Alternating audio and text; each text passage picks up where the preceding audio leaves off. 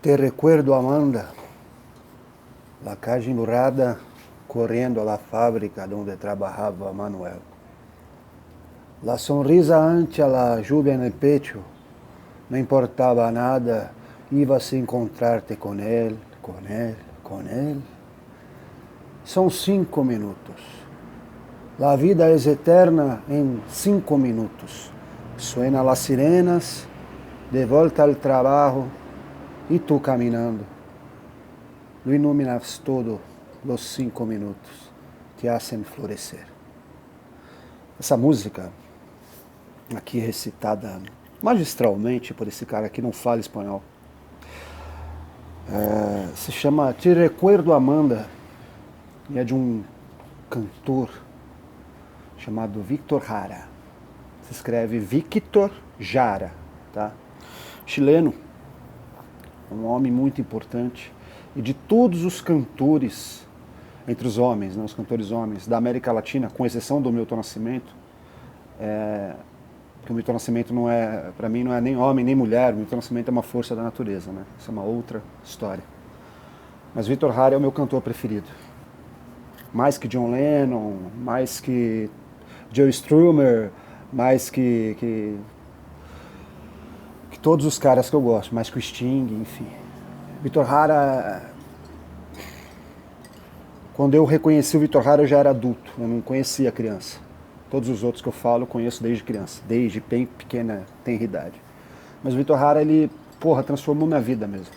Eu posso dizer para vocês, camaradas, que eu voltei a militar para valer, pensar em militar para valer, começar a retomar contato com as questões do povo, da sociedade, ao ouvir Víctor Jara. Você vê a importância desse cara. Não, assim, eu tô falando, se ele fez isso comigo, quantos outros ele não fez também? Naquele Chile, principalmente. Víctor Jara nasce filho de camponeses pobres. A mãe dele, Dona Amanda, e o pai dele, Dom Manuel. Daí ele faz essa canção, mas nessa canção, que ele homenageia o pai e a mãe, ele está falando de uma situação de um namoro de uma menina, Amanda, né, namorada por um trabalhador fabril, um peão de fábrica, certo? Um obreiro, né, de fábrica, o Manuel. E aí ele sonha, ele canta essa história da menina indo, só que na música o Manuel some. Alguém acaba com ele porque ele era um militante, né? E matam o Manuel. E aí, La vida é eterna em 5 minutos, ou seja, passa muito rápido, né? É impressionante. Lembro um pouco da minha avó, que teve uma sogra espanhola, né? Minha bisavó, Encarnação, que falava, minha avó falava e minha avó fala isso pra mim, né?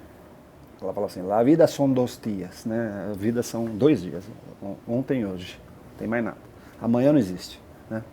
Por espanhol, pragmático é bem isso, né? Acho que eu puxo um pouco disso. Víctor Jara, ele nasce em 28 de setembro, né, no ano de 32. Infância muito pobre, ele uma cacetada de irmãos. O pai queria que eles trabalhassem e a mãe queria que eles estudassem. O pai bebia muito, não conseguia sustentar direito a família, teve algumas brigas, se afastou da família, o Víctor era criança. A mãe pega os filhos e se muda para Santiago do Chile. A mãe era de origem Mapuche. Mapuche é um povo indígena, um dos principais povos indígenas do Chile.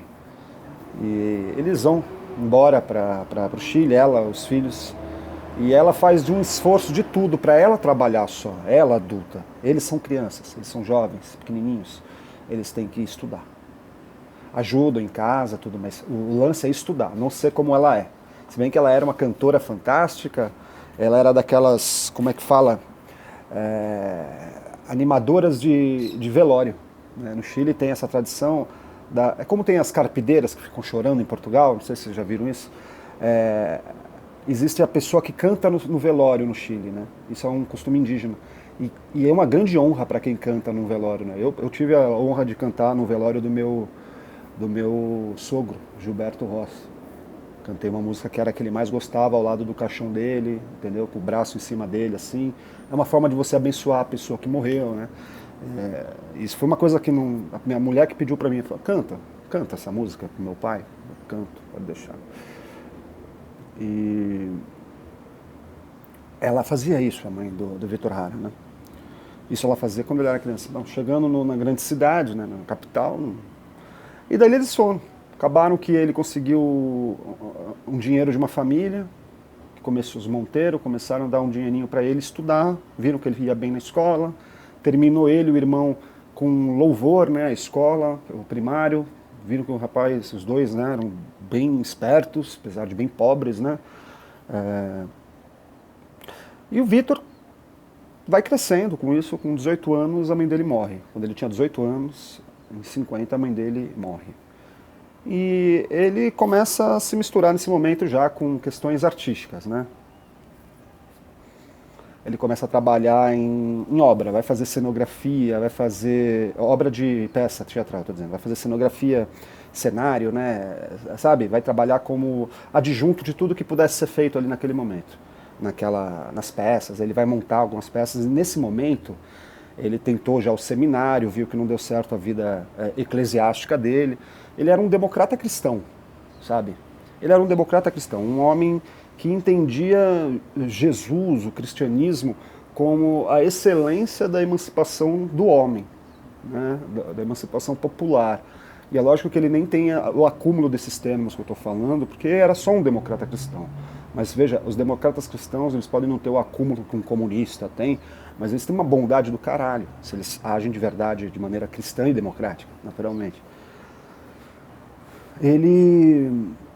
Então ele continua fazendo teatro e tal, vai fazendo, aí ele começa a escrever, começa a fazer pesquisa, que é teatro popular, é teatro folclórico, né? Começa a fazer canções para ilustrar as peças, começa a pesquisar essas canções folclóricas também. Assim ele acaba conhecendo Violeta Parra, que era uma grande mulher que já fazia a mesma coisa que o Mário de Andrade tinha feito no Brasil, décadas antes, de viajar o país inteiro. O Mário de Andrade é um cara riquíssimo, pegou a fortuna dele e gastou fazendo o quê? Gravando, compilando músicas e trazendo de volta, né, para São Paulo, isso na época do modernismo e tal. Século XX, né, década de 20 do século XX, né, no Brasil, né. E vocês vão ter que me autorizar a fumar um ou mais cigarros, né? Tô falando de um cara muito importante.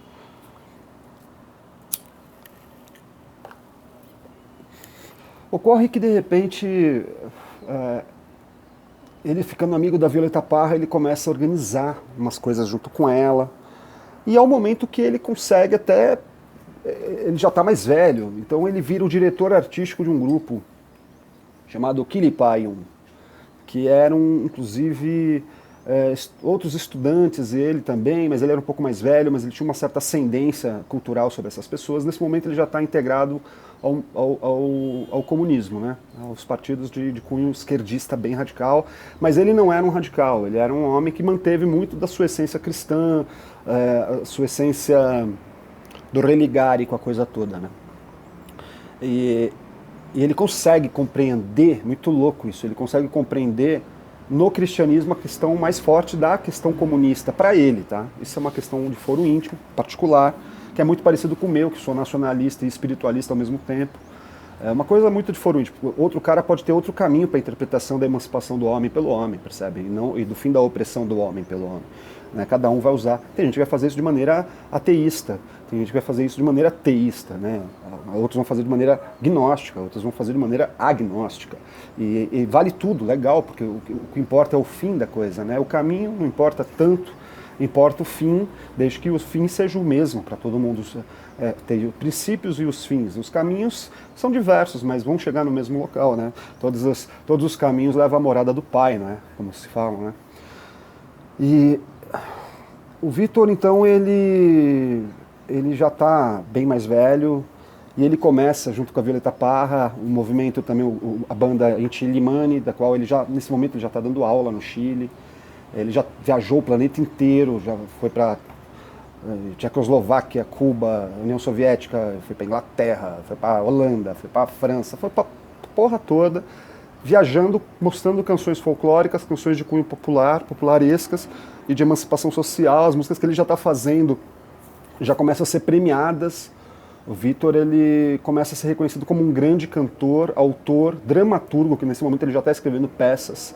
Ele já está pegando peças do Bertolt Brecht e de outros, né, Sienkiewicz, sei lá, um outro cara, um desses soviéticos aí. Ele começa a pegar essas peças, a popularizar, colocar uma linguagem chilena, latino-americana, e ele começa...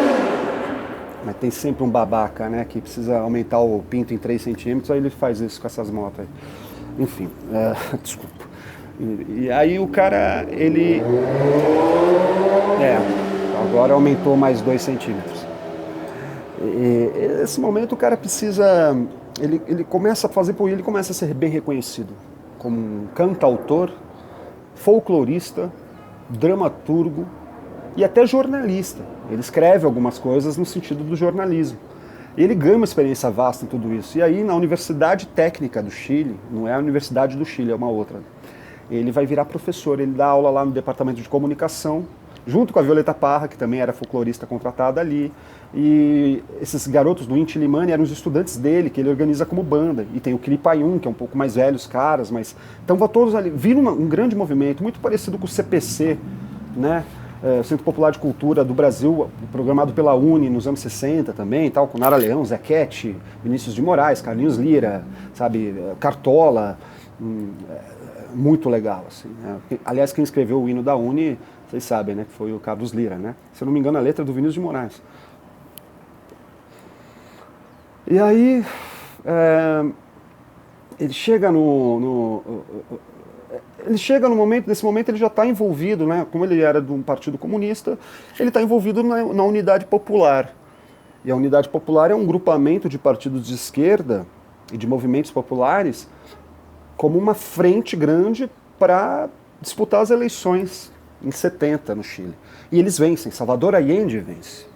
E ele faz um governo, mas assim, é um governo complicado porque a esquerda é esquerda em tudo que é lugar, né? A esquerda, ela tem seus problemas, né, sempre, e ela fizeram à frente, o que já é um avanço, mas mesmo assim não concordava com tudo. O ministro vai ter que ser desse movimento, sabe? Quando você vai loteando o governo para continuar tendo adesão de forças, mas houve problemas. E, para piorar, a ideia da Unidade Popular, que era a ideia de Salvador Allende, era chegar ao socialismo, a via socialista, de maneira democrática, sem armas. Isso era uma parada muito perigosa. Mais perigoso de você ir para o socialismo com armas é ir para o socialismo sem armas. E eles precisariam, quem não gostaria que o Chile se desenvolvesse dessa maneira socialista, eles precisariam intervir. Então é parte da elite cubana, chilena, parte da elite global, né, de gente que não quer, capitalistas, que não querem ver. E assim, os Estados Unidos também, com um grande interesse na região, falam assim, não, já temos Cuba, né, a gente já teve um monte de problema, não pode deixar o Chile, como assim, socialismo por vias democráticas, isso não existe, o socialismo não é democrático, né, quando na verdade ele é até mais democrático do que a democracia liberal burguesa, né, porque é uma democracia de massas mesmo, né, então aí mexe